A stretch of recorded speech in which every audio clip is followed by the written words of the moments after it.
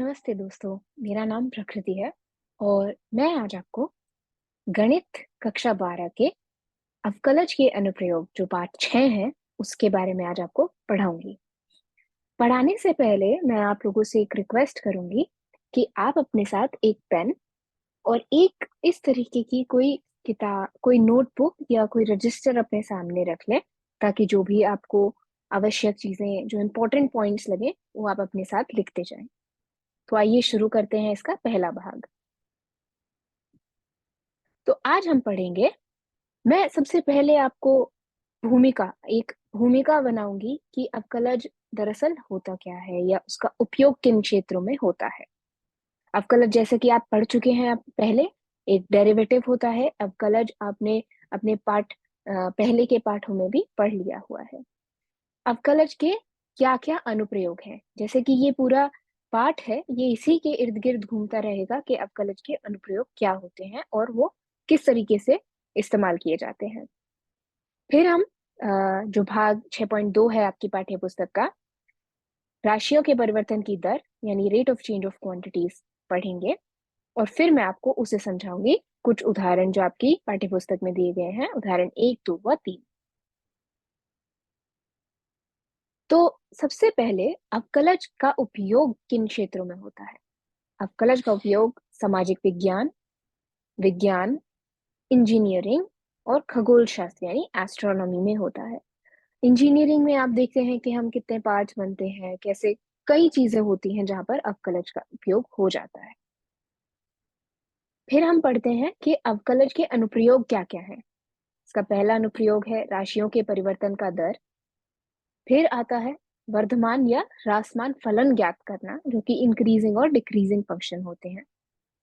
फिर है किसी बिंदु पर स्पर्श रेखा यानी टैंजेंट तथा अभिलंब यानी नॉर्मल की समीकरण ज्ञात करना, सन्निकटन यानी अप्रोक्सीमेशन। और फिर आता है उच्चतम तथा निम्नतम ज्ञात करना यानी मैक्सिमम और मिनिमम निकालना। आपकी पाठ्य पुस्तक में सिर्फ आपको राशियों के परिवर्तन का दर, वर्धमान या ह्रासमान फलन ज्ञात करना तथा उच्चतम तथा निम्नतम, ये 3 भाग ही पढ़ने हैं। फिर हम पढ़ते हैं इसका सबसे पहला उपयोग जो है वो है कि अवकलन दर मापक के रूप में कैसे इस्तेमाल होता है या क्या करते हैं उसमें हम।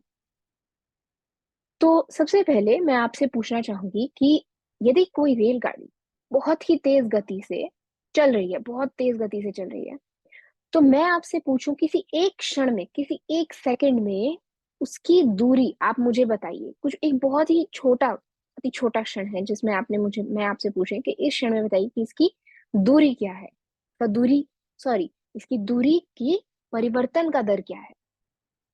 तो उसको हम निकालेंगे अवकलज के रूप में, अवकलज से। तो समय t के साथ परिवर्तित हो रही दूरी s का दर क्या है, वो लिखा जाएगा ds/dt से। और इसी को ही इस्तेमाल करके आप, अवकलज का इस्तेमाल करके ही आप उसकी प्रतिक्षण की दूरी के परिवर्तन का दर निकालेंगे। तो सबसे पहले इसकी परिभाषा। तो राशियों के परिवर्तन की दर अवकलज से प्राप्त किया जाता है। किससे? अवकलज का इस्तेमाल करके आप राशियों के परिवर्तन का दर निकाल सकते हैं, यानी rate of change of quantities निकाल सकते हैं। तो यदि एक राशि y किसी दूसरी राशि x के सापेक्ष किसी नियम y is equal to f x को संतुष्ट करते हुए परिवर्तित होती है, तो dy by d x x के सापेक्ष y के परिवर्तन के दर को प्रदर्शित करता है।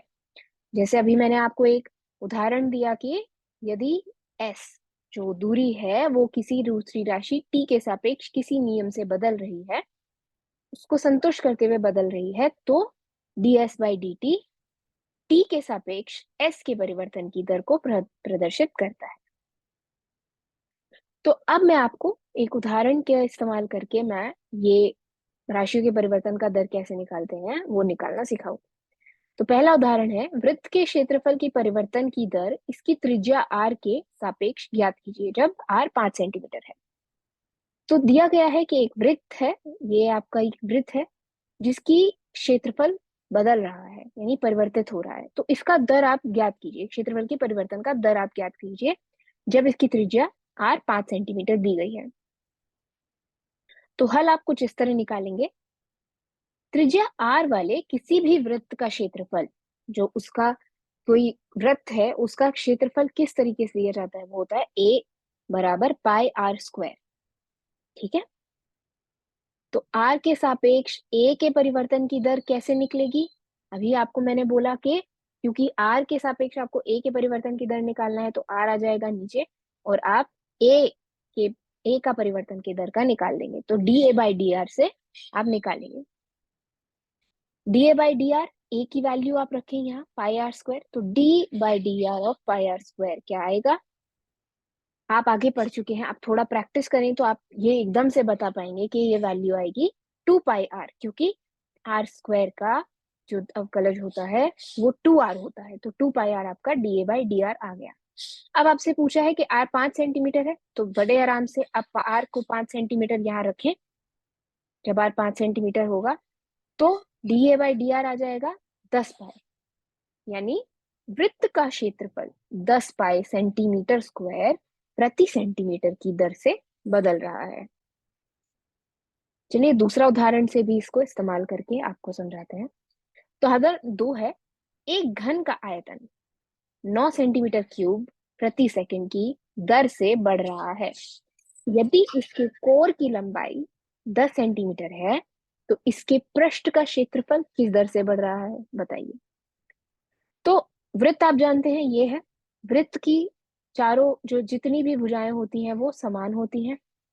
तो मान लीजिए कि घन की एक कोर की लंबाई x सेंटीमीटर है, तो घन का आयतन यानी वॉल्यूम क्या हो जाएगा, x क्यूब।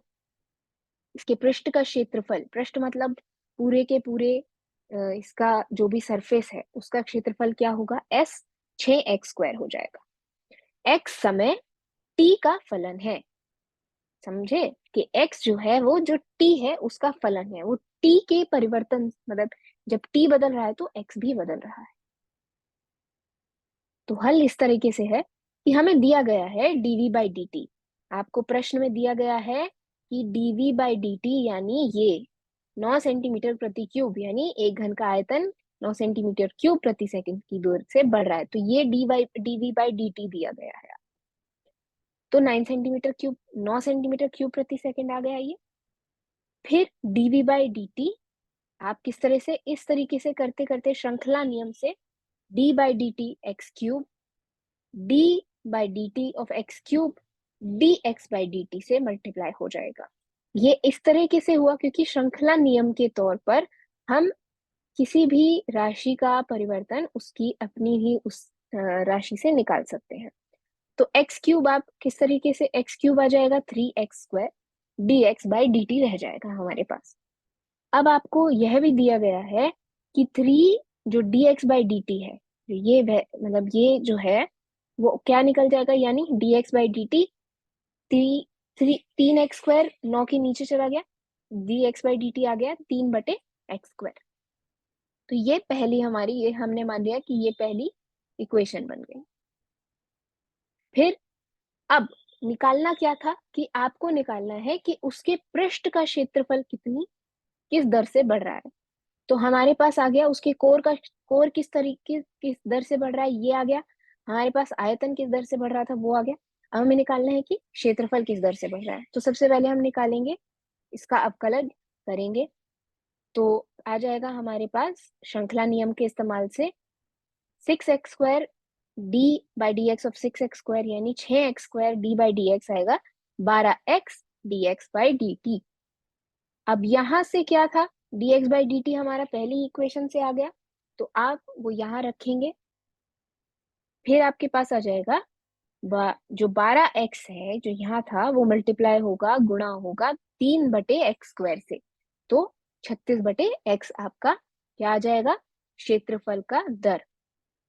अब आपसे पूछा है कि एक कोर की लंबाई यदि 10 सेंटीमीटर है, तो अब बताइए कि इसका क्षेत्रफल किस दर से बढ़ेगा। तो वो भी आ गया, आप 10 सेंटीमीटर बड़ी आसानी से यहाँ रख दीजिए, यहाँ 36 में रख दीजिए, तो ds बाई डी टी बराबर 36/10 3.6 सेंटीमीटर स्क्वायर प्रति सेकंड की दर से आपका जो क्षेत्रफल है वो बढ़ रहा है। उदाहरण 3, कि एक स्थिर झील में एक पत्थर डाला जाता है। स्थिर झील है, कुछ नहीं कुछ वहां पर हिल डुल नहीं रहा, और तरंगे वृत्तों में 4 सेंटीमीटर प्रति सेकंड की गति से चलती हैं। जब वृत्ताकार तरंग की त्रिज्या 10 सेंटीमीटर है, तो उस क्षण घिरा हुआ क्षेत्रफल कितनी तेजी से बढ़ रहा है, आप बताइए। तो क्या बोल रहा है कि एक स्थिर झील है, आपने उसमें डाला एक पत्थर। जब आप पत्थर डालते हैं किसी स्थिर चीज में, पानी में, तो उसमें तरंगे निकलती लगती हैं, तरंगे बनने लगती हैं। तरंगों को हम रिपल्स भी कहते हैं। तो जब वो वृत्त, और वो रिपल्स जो वो तरंगे होती हैं, वो वृत्ताकार की, एक वृत्ताकार की मतलब वृत्ताकार की अ, उसमें होता है कि वृत्ताकार बनते हैं उसमें। तो हमें दिया गया है कि तरंगे वृत्तों में 4 सेंटीमीटर प्रति सेकंड की गति से चलती हैं, और आप निकालिए कि घिरा हुआ क्षेत्रफल कितनी तेजी से बढ़ रहा है। तो हल यह है, त्रिज्या r वाले वृत्त का क्षेत्रफल होता है a बराबर पाई आर स्क्वायर। तो r के सापेक्ष a के परिवर्तन की दर को हम dA बटे dr से प्रस्तुत करते हैं, से हम लिखते हैं, प्रदर्शित करते हैं। तो dA बटे dt क्या है, आप कैसे निकालेंगे? तो dA बटे dt, a का वैल्यू आप यहाँ पाई आर स्क्वायर रख दीजिए। dA बटे dt d by d r pi r square गुणा d r by d t. ये आप अवकलन के श्रृंखला नियम से करते करते आप इसको बड़े आराम से निकाल पाएंगे। अब पाई आर स्क्वायर हम पहले भी कर चुके हैं, आएगा 2 pi r d r by d t. तो हमें दिया गया है d r by d t 4 centimetre प्रति सेकेंड की दर से बदल रहा है, तो वो हम यहाँ रख देंगे। आर भी हमें दिया गया है 10 सेंटीमीटर, यानी कि 10 सेंटीमीटर। ये सब वैल्यूज आप रख के धीरे धीरे निकालेंगे, तो आपका डी ए बटे डी टी आ जाएगा 2 पाई गुणा 10 गुणा 4। क्योंकि हमने ये इसका वैल्यू, इसका जो माप था वो यहाँ से रखा, आर का माप हमने यहाँ से रखा, तो 2 पाई 10 गुणा 4 से 80 पाई आ गया।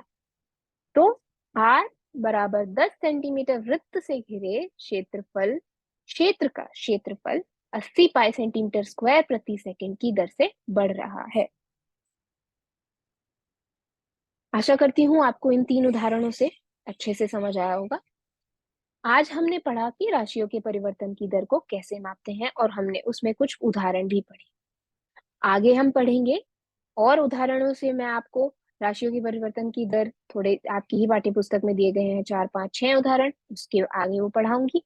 फिर हम पढ़ेंगे परिभाषा 1, जो वर्धमान तथा ह्रासमान फलन की है। फिर हम पढ़ेंगे परिभाषा 2, कि एक बिंदु पर वर्धमान या ह्रासमान फलन क्या होता है। आज के लिए इतना ही। धन्यवाद।